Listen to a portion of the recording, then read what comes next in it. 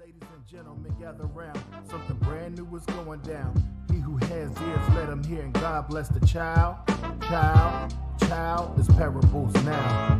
Ladies and gentlemen, gather round. Something brand new is going down. He who has ears, let him hear, and God bless the child. This parables now. Are you listening? You listening? Listen up. Are you listening? You listening? Listen up. Are you listening? You listening? Listen up. Are you listening? You listening? Listen up. Are you listening? You listening? Listen up. Are you listening? You listening? Listen up. Are you listening? You listening? Listen up. Are you listening? You listening? Listen up. So I was gonna say this feels, for me, it feels different. So I guess maybe this is the 7th or 8th story or something like that. Well, this feels different. How so? I don't know. I don't know. It's like, I don't know. I have a feeling of expectation, but then also not knowing what to expect at the same time. Right. That's significant. Yeah. Well, it is significant. Same thing here. Like I definitely, want it to be a helpful story. Want it to be useful for the purposes of parables and Right. I also am about that organic life. You know what I mean? About that natural, not trying to force anything. It is what it is. So this is the story you want to tell? Yeah. I mean, I got a lot of stories I could tell. Right. Yeah, I think this would be a useful story to tell. It's a timely story to tell. Yeah. It's the story I prepped to tell. Right, Not exactly. Like you told me the W, so it's the one I got. You gonna get what you get today. So I hear that you're here to tell us a story. Okay. Tell us that story. All right, so this is the story. But no. So when you asked me or invited me to tell a story, I definitely was like, this was the story that came to mind. This was the story that resonated in my mind. I believe God was like, that's the story that you need to tell. Like I can definitely, my life is a story, a continuous story. We know chapters and pages and sequels and trilogies and all of that. But this story is the one that I believe God confirmed I need to tell. Yeah. So I self-titled it. I love it. Absolutely. A Daughter's Love Wow. Postmortem. Or maybe even A Daughter's Love for her father postmortem. So either one. But yeah, that's where I am with it. Before we get started, can you hand me one of your tissues? Because I may need You one. may need Exactly. I'm doing all this fun. Oh, man. No, I'm still going to use it. No, gonna it's use totally fine. Yep, thank you. Okay. Yeah, so A Daughter's Love postmortem. Yeah. So my dad passed away on April 10th, 2021. So what is today? February 10th. Today makes 10 months. Wow. March, April, it's 10 months today. Wow, that's pretty significant. Wow. He's been gone 10 months. And it's tough. It's tough. Loss is tough. Loss can be hard. I don't know if either, you or how everybody experiences loss. I saw a survey Saturday. I'm taking a class to support students experiencing trauma, grief, and loss. And they said that by the time students get to high school, 90%, 9 out of 10 students would have had a significant loss. And they were like, clearly that number is going to go up. This is like old research from a few years ago, but 90% of students would have experienced a significant loss. And so, yes. And then there's like 5% of students that have lost a parent by like age 10 or something. It was like really, really large, significant numbers. But yeah, so I lost my dad in April of 2021. And yeah, it's been tough. So when you have lost, it makes you evaluate. I know it makes me evaluate. It makes you like look at the life, look at your experience and your relationship with that person that you lost. And I haven't rated it. Like I'm very evaluative. I was like, our relationship was a B+. And let me put in something in the comment section. I didn't do that with my relationship with my dad, but it was positive. It was significant. It was successful, I would venture to say, our relationship as father and daughter. So, but even with that, it's like, the shoulda, coulda, wouldas still rise up and like, I wish I had done this. I wish I had done that. But overall, it was good. It was a good life that I had while he was here. He provided a good life. My parents, at the time my dad passed away, had been married for 51 years, 51 plus years of marriage. And so, it was very traditional roles in terms of the mother's role and the father's role. My father was the provider, worked outside of the home, a breadwinner. He worked as a truck driver. And so hours were long and things like that. So he was outside of the home a lot. And for most of my life growing up, my impressionable years were in the home. My mom was a stay-at-home mom. There was some years where she worked, but she would take months off, years off, and then be like, I'm gonna work again. So it was never a lot of that. When we came home from school, she was home from work. We went to school, we all went together. She dropped us off at school. It was that type of thing. It wasn't like, we leaving for school, or we a latchkey kid and coming home and she's not there. I didn't experience that a lot.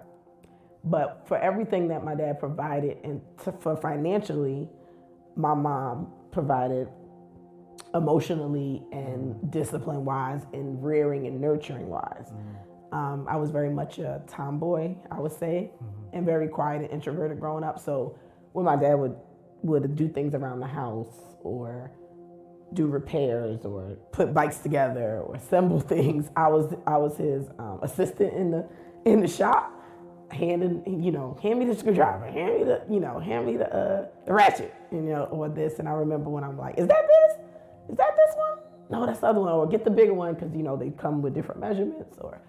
And then eventually I knew them. And so fractions were good for me in school, because I'm like, quarter inch, half inch. Like, people still can't tell you if they got a half a tank, quarter tank, 3/4 tank of gas. But I know, those things just come naturally, because I think reinforced by doing those type of things, helping my dad, lay carpet in the house or lay rug in the house and things like that, and cutting and using a straight razor and, all of those things. So although my dad wasn't he wasn't a super affectionate guy, and wasn't the I love you, saying the I love you type or the hugs all the time. He started out that way when we were super young, but it's like, it was a threshold when you got to a certain age. I can't do that no more. Like, that's what I feel like he had internally, because all of a sudden it just stopped. And I'm like, what happened? And so I think he wanted to take on more of the disciplinarian role once you got a certain age, and that he just kind of shut down. And then my mom was the,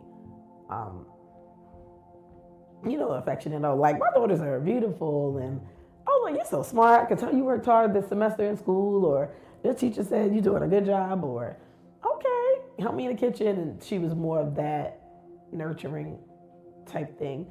And my dad had his ways of doing that too, but he would talk to other people about us. Like, we would get the report like, my father, your father told me you made honor roll, or my father told me you made the basketball team, or, and I'm like, did he? Oh yeah, girl, he was talking about it. I'm like, really? I had no idea. And so you knew by third party that he was proud of you. You knew by hearing from his brothers or whatever that he was talking about you. But I think it was just awkward for him to be that visual and verbal about it one-on-one. And you can't pour from an empty well. I don't know that he necessarily received that growing up. So it was new territory, uncharted and uncomfortable for him, I believe, because that was not his experience to draw from. So, and so what I was saying before about you evaluating the things once the person is gone, one thing that really stuck out for me and became clear for me once my dad passed away was that two things can be true at the same time, right? So of course, like I said earlier, my parents were married 51 years. Things had transpired during the course of their relationship, right? 51 years, a long time for a lot of things to happen, all the things. So there were things that rumored or came up or you would hear about that when you're younger, you hear fewer things. But as you get older, you might hear more things. And I could honestly say that a lot of things I was insulated from because of the age. And I would say both of our parents are really good about not exposing things to you too soon or sooner than you could developmentally handle them. And so there were things I found out that went on in their marriage or in our household that I didn't find out about until I was a grown up, until I was 18, 19, as much as that is of a grown up, but an adult according to, law. But, and I had to tackle those and I had to work through those. And some of them took longer to work through than others.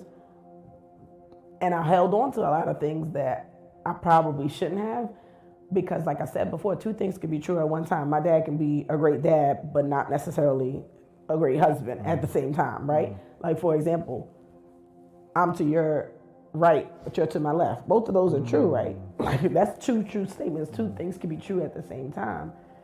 And so I think for years, way too many years, I harbor resentment or had some type of I felt some type of way or had some type of feelings about things because of what was shared with me about my dad, whether by my mother or by somebody else in the family, when I'm like, well, that's not my experience with him. But because I care for these other people, for my mother, clearly, my girl, my main girl, or for my sisters, it wasn't I don't have to internalize that. I don't have to be mad or bitter or whatever because he's my dad and he could be a great dad and be a subpar or be an okay husband at the same time. Mm-hmm. And I didn't realize that. And I think I did not really realize that until he was gone. Mm-hmm. It didn't come to full term until he was gone. I realized it sooner because I started to develop more and more of a relationship with him as my dad outside of as daddy or her husband, my mom's husband as well. But I think it was afterward that it really, really became really, really clear that, the two were different. Yeah. And I wish I had kept them different. And I wish she had kept them different. I think my mom shared things with us as a therapist or as you're a grown woman now and this is what life is and this is how men do or how husbands do. When I'm like, no, this is what he might have done. And I'm not saying it's okay or not okay. I'm saying that's one situation. We can't necessarily generalize or use it as a blanket statement for everything. And at the end of the day, that's what you dealt with. He was your husband. He was my dad. It's not the same thing, right? Mm-hmm. So that's that. Mm-hmm. So it's interesting because I tell you, coincidences and things that happen.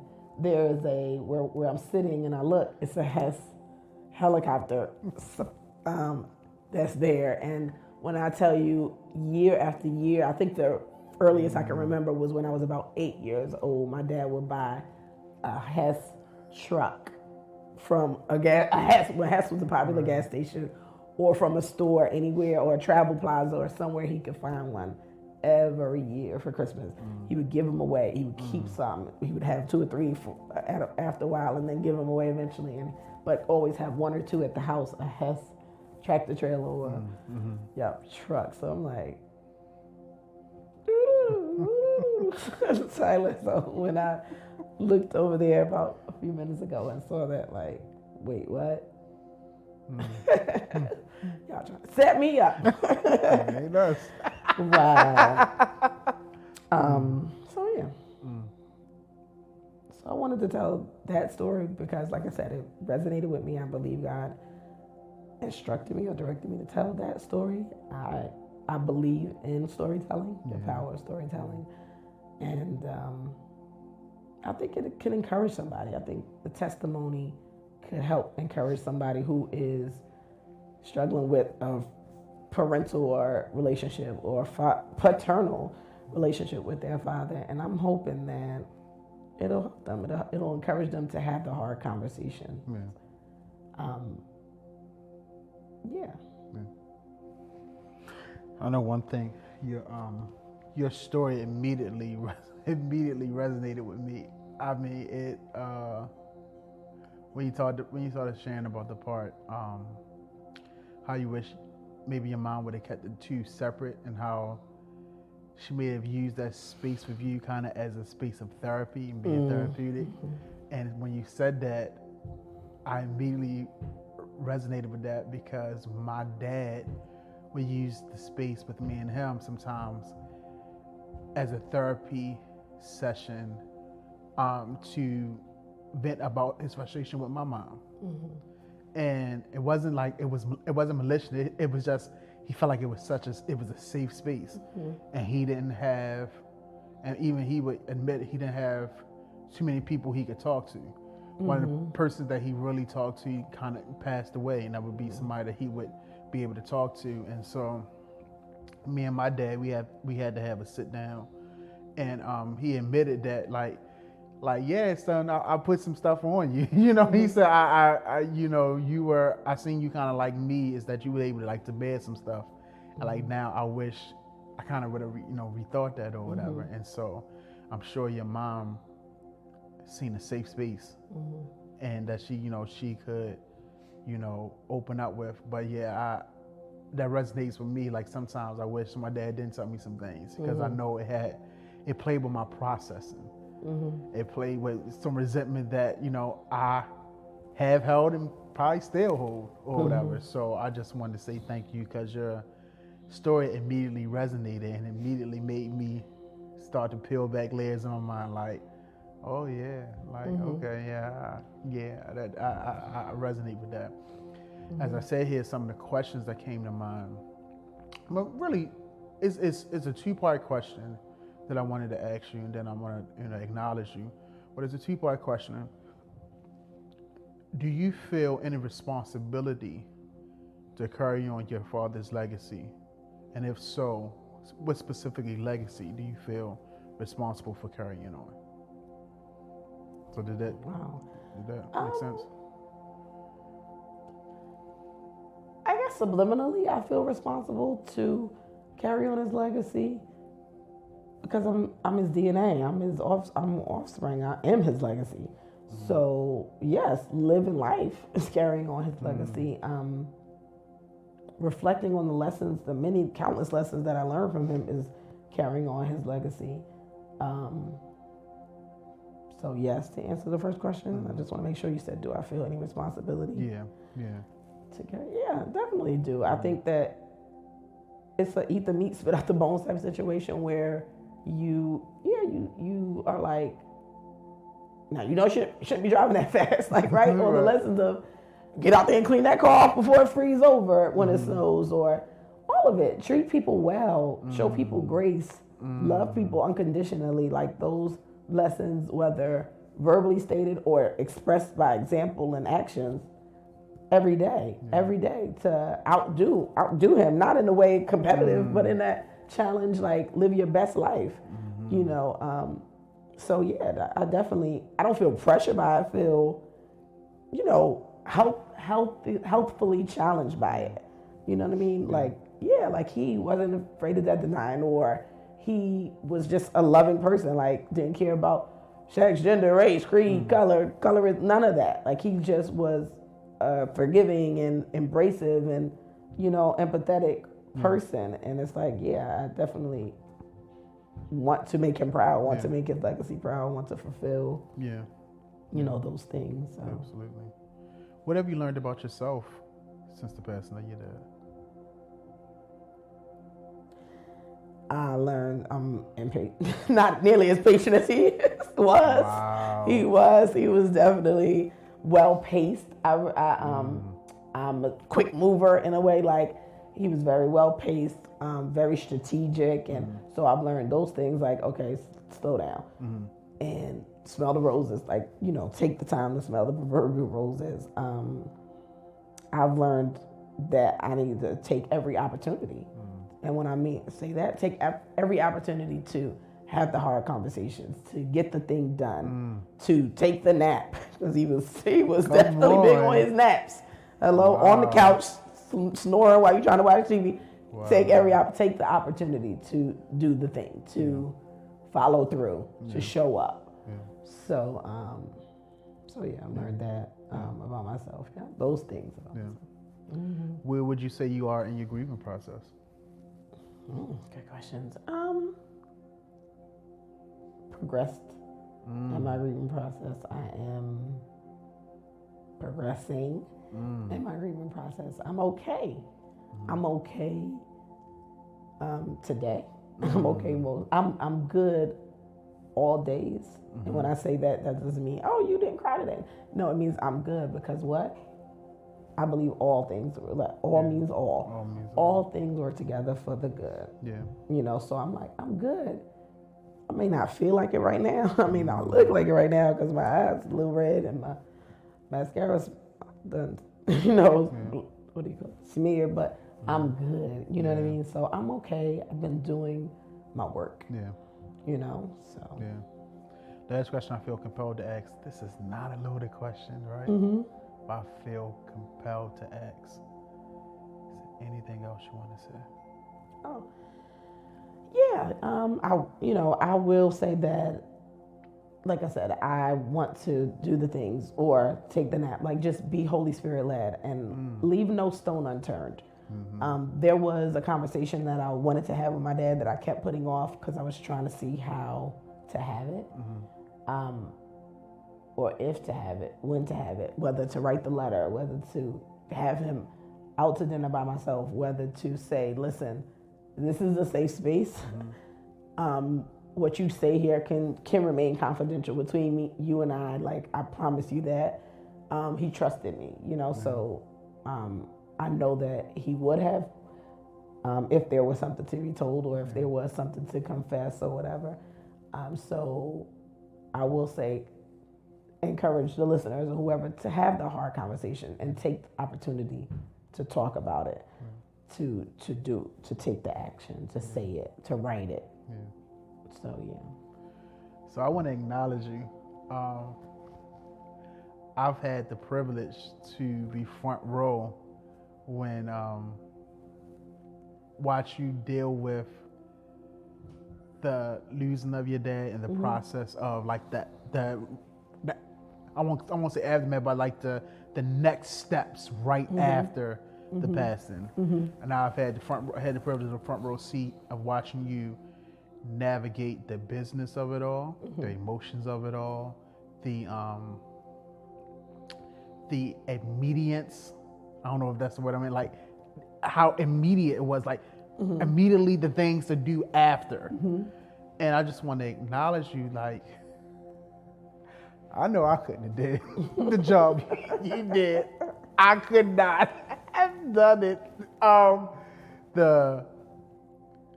We talk about the GAT, right? This is a phrase she coined, y'all. It's the GAT. And if you think about a gun, sometimes they call your gun your GAT. So we're talking about like your power source, right? And the GAT is an acronym for your gift, your anointing, and your talent. And so everything you gifted at, you may not be anointed at. Everything you're anointed at, you may not be talented at.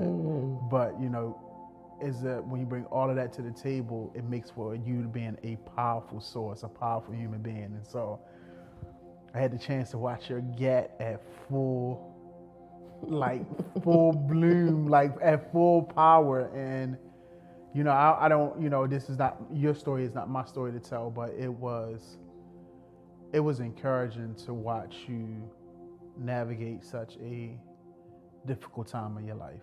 And it's still encouraging to watch you navigate a time that I know is difficult, and you admit when days and moments are difficult. And it's amazing just to watch you navigate it. And I just want to acknowledge you. I don't,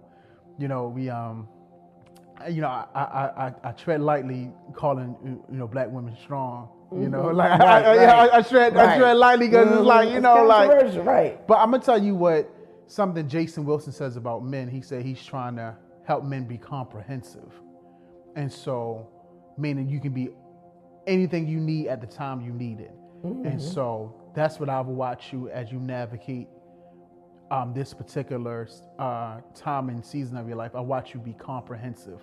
I watch you cry when you need to cry. I watch you, hey, I need to be, business minded right here. Like, the emotion part to come. I need to handle business right now. You know, I've watched you, you know, you step up and be the leader. I've watched you step up and fall back. I've watched you drive the van if you need to in the truck, or I watch you ride in the back seat and just get your rest. Like it's been a privilege and an honor to watch you navigate this particular season of your life. Mm-hmm. And so I just want to acknowledge you for job well done. Acknowledge you for never, you know, losing your creed, your morals, like who you are as a person, but stepping up. Everything you teach everybody else, you have embodied and stepped up and flowed right into everything you tell everybody else and share with everybody else. So yeah, I just wanted to acknowledge you. I just want to thank you for taking time out to tell your story. Well, thank you. Thank you for giving me the opportunity to tell a story. I just want to share a few more things. Because as you were talking, when you were like watching me navigate, it just, the words, it's navigable came to me. It's navigable. And so, you know, some of, I guess, final thoughts I'll share are that navigable, something that can be maneuvered, right? Something that can be charted through, right? So it may not be easy to chart through it, right? Like a hiking trail can be the low trail or that Mount Everest. Nah, I'm good. But it's navigable. A street, we know some streets, depending on the town you go to. I don't know, we're giving away where I'm at, but the area can be potholes and speed bumps, or it can be a smooth, freshly asphalted street that, like, I used to love to skate on as we were young, but it's navigable. You can get through it. You will get through it. For those experiencing or have recently experienced grief and loss, it's navigable. You just have to know it's navigable and decide to get through it. That's so good. That's really good. It reminds me of a saying that I heard, and I'm a butcher it because I haven't completely submitted it to memory, but it says something like, a calm sea never makes an experienced sailor. That's good. I never heard it, but that sounded about right. A calm sea never makes an experienced sailor. Wow. And so sometimes it takes you having to put all of your training into place, like, you know, them turbulence, you know, when to put the sail down, when to put the sail up. Right. It's like, the calm sea never makes an experienced sailor. I like that. But a rough sea requires one.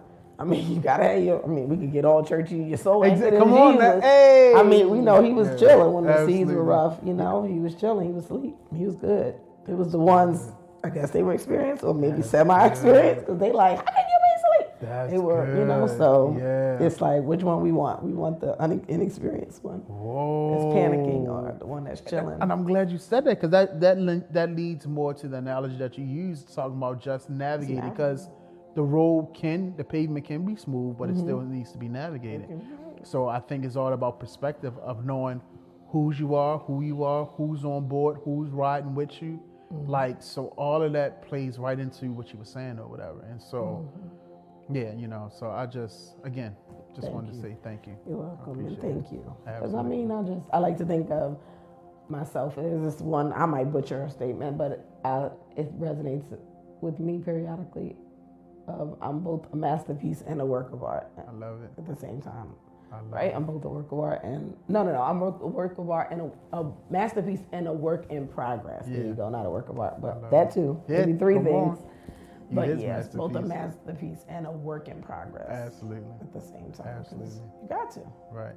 Base and abounding. Come on now. So I normally don't do this, and I don't know if this is gonna make it on the episode or not, but I just want to say you look beautiful. I know no one don't do that.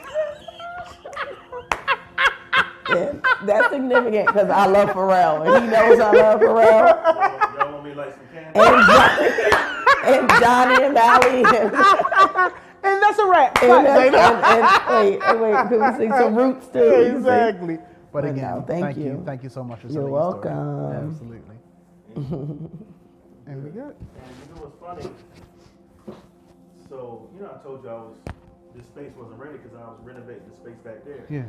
Everything was out here. I had wood out here. I had tools out here. I had boxes and bins. So that Hess thing, I've been looking at it every day. Like, I need to put that away. I need to put that away. I need to put it away. I need to put it away. And for whatever reason, like, I kept looking at it like, well, I ain't put this thing away yet. Like, I need to put this away. Crazy. And I just left it there. I just left it there. Like, it makes no That's sense. It don't even belong there. I know. I was just like, You know what I'm saying? because I was like, That's did he the bar. tell him to bring that out? Like, I was like, Absolutely did not. he That's the have bar, it? dog. How did that even come out? Like, I was Right. like, did you tell him something about the Hess tradition? Like, why is that? Yeah, That's I so. just- Nope. I kept looking at That's it. And so- Look at I was that. like, That's My crazy. wife came up and up a little bit behind me. And I'm surprised she ain't moved.